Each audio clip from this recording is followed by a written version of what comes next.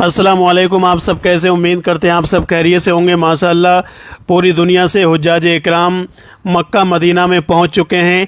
अब हाजियों के जो हज के दिन हैं अन करीब आने वाले हैं। हज के 5 दिन होते हैं, तो हाजी पहले दिन क्या करते हैं, हुज्जाज इकराम को दूसरे दिन क्या करना पड़ता है, हज के तीसरे दिन क्या क्या करना होता है, इसी तरह से चौथे 5वें दिन क्या करना होता है। अगर ये काम नहीं करेंगे तो हज पूरा नहीं होगा।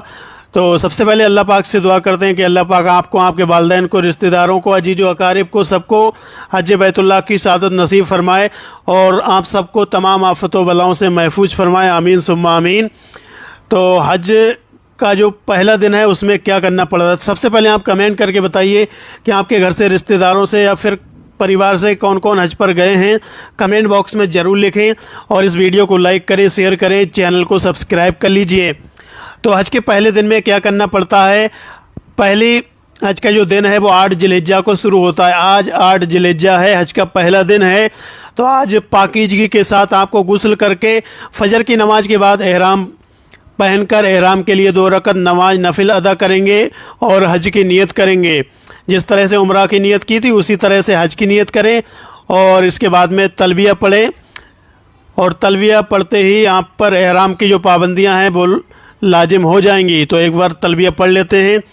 लब्बैक अल्लाहुम्मा लब्बैक, लब्बैक ला शरीक लक लब्बैक, इन्नल हम्दा वन्नेमता लक वल मुल्क ला शरीक लक, लब्बैक अल्लाहुम्मा लब्बैक, लब्बैक ला शरीक लक लब्बैक, इन्नल हम्दा वन्नेमता लक वल मुल्क ला शरीक लक, लब्बैक अल्लाहुम्मा लब्बैक, लब्बैक ला शरीक लक लब्बैक, इन्नल हम्दा वन्नेमता लक वल मुल्क ला शरीक लक। तो अल्लाह पाक से दुआ है कि जिन जिन लोगों ने ये तलबिया पढ़ रहे हैं हमारे साथ में, उन सबको आने वाले हज में हज बैतुल्लाह की सादत नसीब फरमाए, मक्का मुकरमा की हाज़री नसीब फरमाए। आमीन सुम्मा आमीन। तो तलबिया पढ़ते ही एहराम की पाबंदी है जो लाजिम हो जाएगी। उसके बाद मिना को रवाना हो जाएंगे।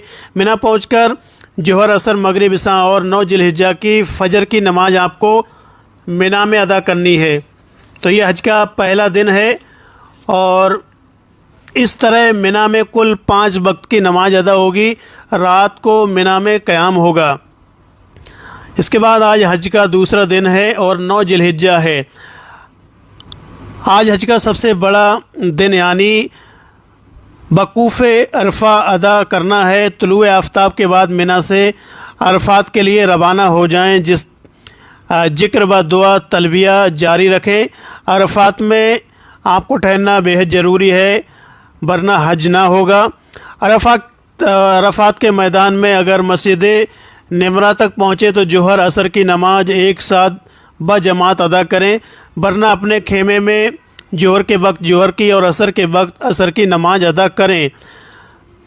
बाद नमाज असर गुरूब आफ्ताब तक जिक्र व दुआ इस्तग़फ़ार आजिज़ी के साथ करें और गुरूब आफ्ताब होने के बाद अरफात का मैदान छोड़ दें और मुज़दलिफ़ा की तरफ रवाना हो जाएं।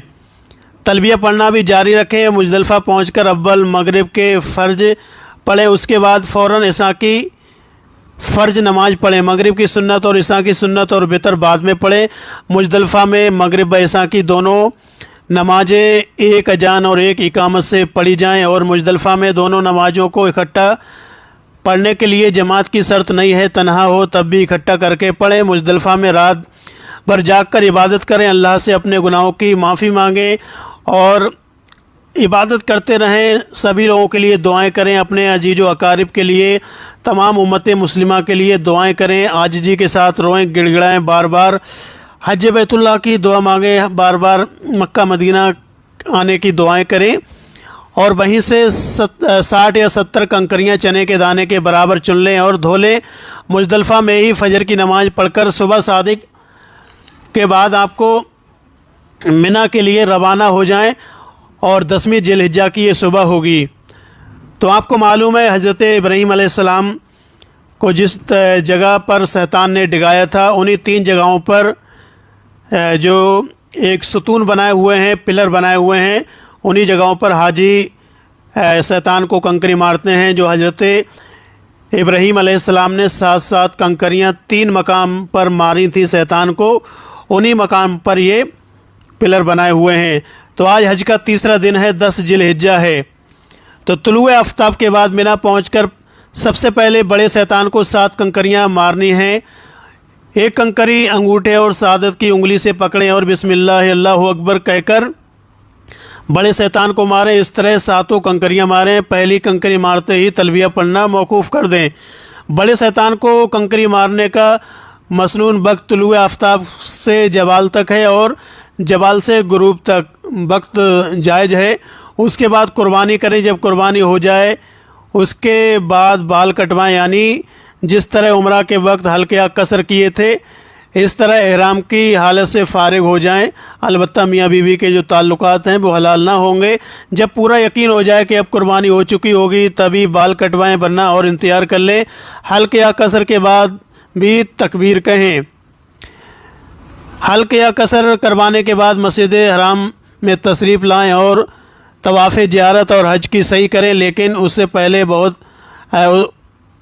اس دن بہت زیادہ بھیڑ ہوگی، تو بہت بھیڑ ہوتی ہے، اس لیے آپ دوسرے دن یعنی 11 ذی الحجہ کو طواف زیارت کر سکتے ہیں۔ طواف زیارت اور حج کی سعی بغیر احرام کے ہوگی، آپ کو احرام اتارنا ہوگا، تو آپ یہ کریں۔ اس کے بعد میں آج چوتھا دن ہے اور 11 ذی الحجہ ہے، حاجیوں کا چوتھا دن ہے۔ آج تینوں شیطانوں کو کنکریاں مارنی ہیں وقت جوال سے لے کر غروب آفتاب تک۔ اگر طواف زیارت 10 ذی الحجہ کو نہ کیا ہو تو اگر ہو سکے تو فجر کے بعد مسجد حرام جائیں اور طواف زیارت اور حج کی سعی کر کے مینا لوٹ آئیں، اور سب سے پہلے چھوٹے شیطان کو 7 کنکریاں ماریں۔ پہلے کی طرح تکبیر و دعا و استغفار کریں، پھر بیچ والے شیطان کو 7 کنکریاں ماریں اور دعا کریں، پھر سب سے بڑے شیطان کو 7 کنکریاں ماریں اور تیسری مرتبہ دعا کو نہ ٹھہریں۔ اگر طواف زیارت نہ کیا ہو تو رمی کرنے کے بعد یعنی شیطان کو کنکری مارنے کے بعد مسجد حرام تشریف لائیں اور طواف زیارت کر سکتے ہیں۔ 12 ذی الحجہ کو غروب